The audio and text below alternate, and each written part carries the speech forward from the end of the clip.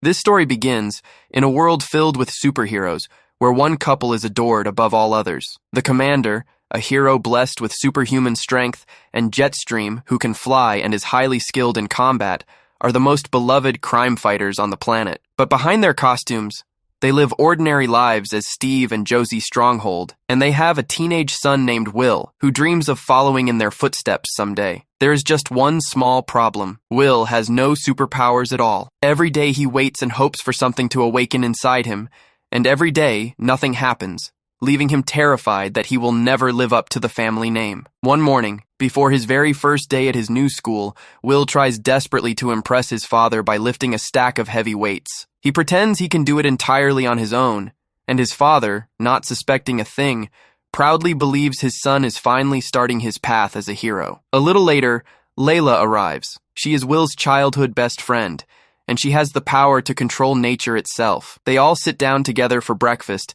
but the warm family moment is cut short when the commander and Jetstream are called away to an urgent mission in the city. A giant robot is causing chaos downtown, so the couple springs into action. Jetstream launches her husband straight toward the robot, and with his incredible strength, the commander takes it down in a single devastating hit. Will watches everything unfold on television, staring at the screen with a mixture of awe and longing, dreaming of the day he might do the very same thing himself. When it is finally time to leave for school, Will gets on the bus with Layla, heading toward Sky High, the legendary school for superheroes. The driver, a cheerful man named Ron, turns out to be a huge fan of the commander and Jetstream, so the moment he learns who Will's parents are, he becomes extremely excited. On the ride, the kids meet other new students, Ethan, Magenta, and Zach, who soon become part of their little group. Suddenly, the bus speeds up and heads straight toward a bridge that is still under construction. Everyone screams, certain they are about to plunge into the void below. But at the last second,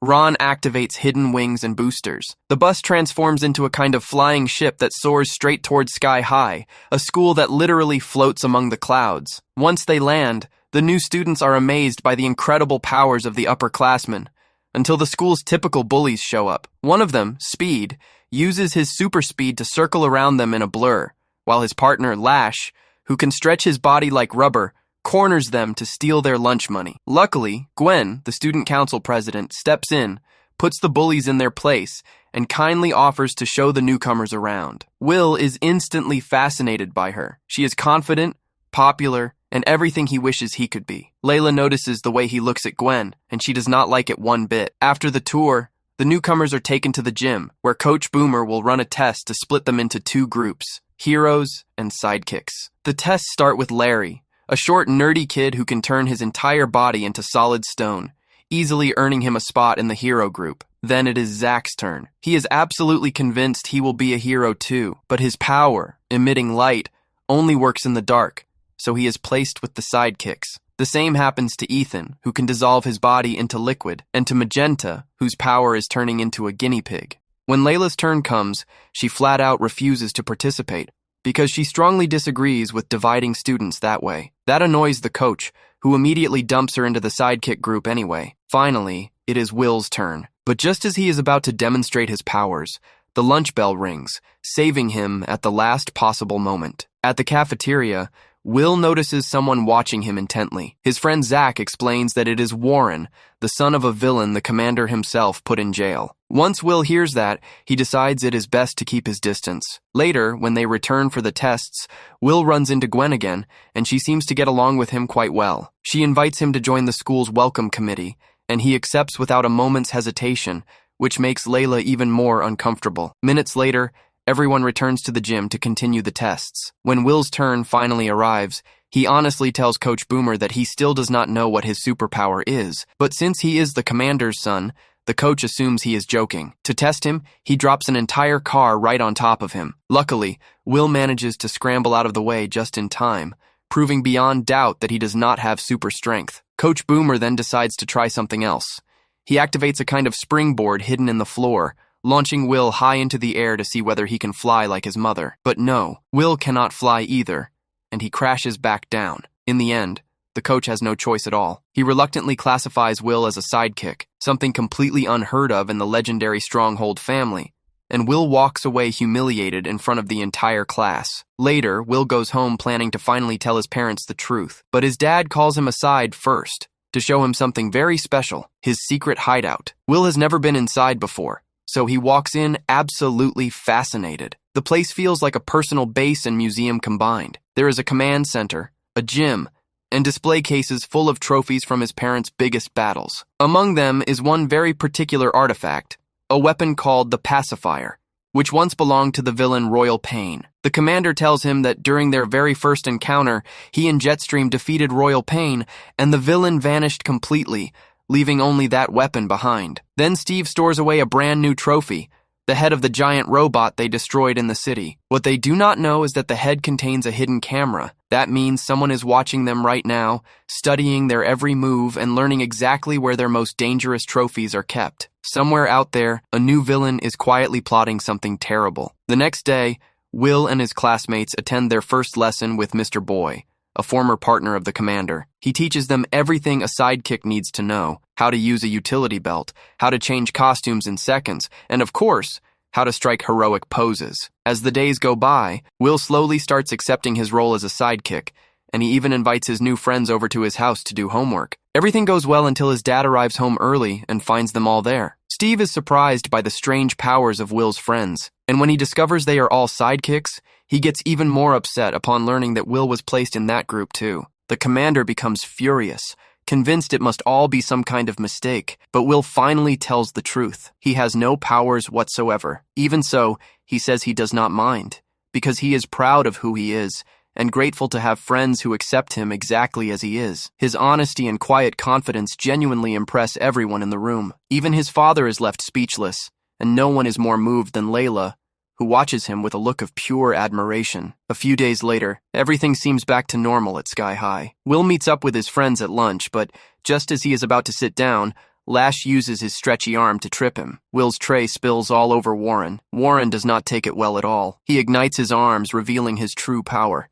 He can create and control fire. He starts shooting flames all across the cafeteria, chasing Will between the tables. The other students run to hide as the place erupts into total chaos. Will's friends try to intervene, but Warren threatens to take them all down at once. At that moment, Will gathers his courage and tries to stop him. And suddenly something completely unexpected happens. He manages to lift an entire table with incredible strength. His powers have finally awakened. Will hurls the table with so much force that Warren crashes into the ceiling. Warren quickly recovers and challenges him to keep fighting, launching even stronger fire blasts. Layla jumps in and tosses a fire extinguisher to Will, who uses his new strength to rip off the top and spray its contents directly at Warren, putting out the flames and ending the fight at last. Right then, the school principal arrives, and as punishment, she sends both of them to detention, a special room that cancels out students' powers. Later, back home, Will is still so excited about his newfound strength that he accidentally tears the door right off its hinges. After the cafeteria fight, Will finds his parents waiting for him, already fully aware of what happened. Both of them are upset. His mother scolds him for not using his powers responsibly, but his father calls him aside to talk privately. Will thinks he is about to be punished, but he is not. Instead, the commander wraps him in a proud hug, thrilled that his son has finally inherited his powers, and he even gives him a new video game to celebrate. The next day, Will meets up with his friends at school,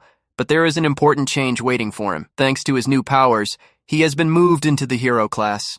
He does not want to be separated from his sidekick friends at all, but he has no choice in the matter. So he joins the new class, where he is reunited with Gwen. During science class, Gwen invites him to sit beside her and tells him that she is a technopath, meaning she can manipulate any kind of technology with her mind alone. Will, who is definitely no science genius, is thrilled when Gwen offers to tutor him. Little by little, the two of them grow closer and even begin having lunch together with the other heroes. Just then, Layla shows up with her friends, and Will invites them to sit with the group. But Penny, Gwen's friend, uses her power to create several duplicates of herself and fill every single seat, deliberately blocking the sidekicks from joining. Her attitude really annoys Will's friends, who end up walking away to find another table. Will feels deeply uncomfortable about it, but he stays silent. Days go by, and Will slowly adapts to his new life as a hero. During a team training session, he uses his super strength to save one of his teammates from a trap, which wins his team the exercise and boosts his popularity even more. That night,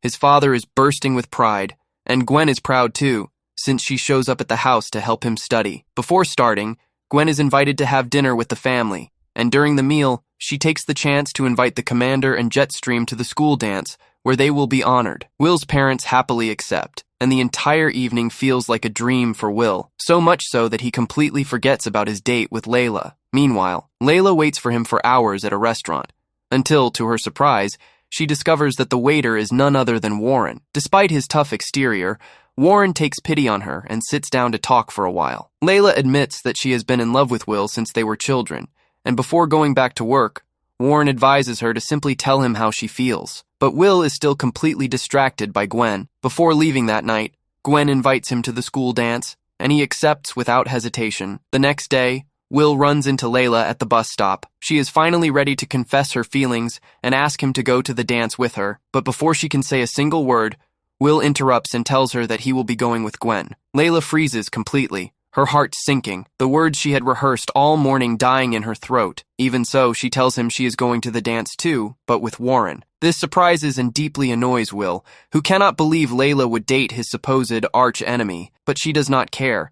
She is only doing it to make him jealous. During lunch, Layla even sits at Warren's table and tells him her whole plan. At first, he wants nothing to do with it, but once he realizes it will bother Will, he agrees immediately. Layla's plan works perfectly. The more Will sees her with Warren, the angrier he becomes. Meanwhile, Will continues attending his tutoring sessions with Gwen, but he cannot concentrate at all. She takes advantage of this and asks if she could bring the student council members over to his house for a small meeting. Will hesitates since his parents are not home, but Gwen insists that after the meeting, the two of them could spend some time alone together. In the end, Will gives in. The problem is that Gwen does not invite just the council. She invites almost the entire school. Within minutes, the small meeting explodes into a huge, wild party. Will gets nervous, knowing his parents will absolutely not like this, but Gwen calms him down and suggests going somewhere more private. So Will takes her to his dad's secret hideout. Everything seems fine until Speed and Lash suddenly burst in, taking advantage of the distraction to steal the pacifier,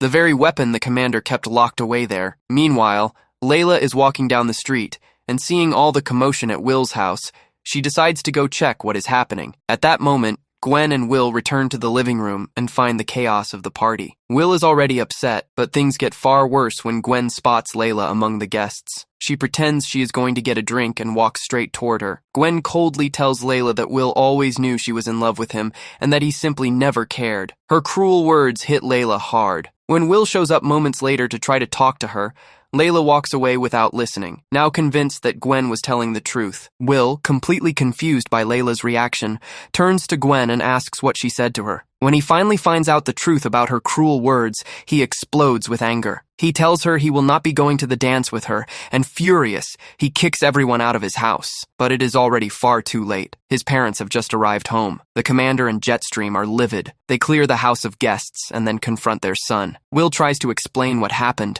but he is too disappointed in himself and too embarrassed.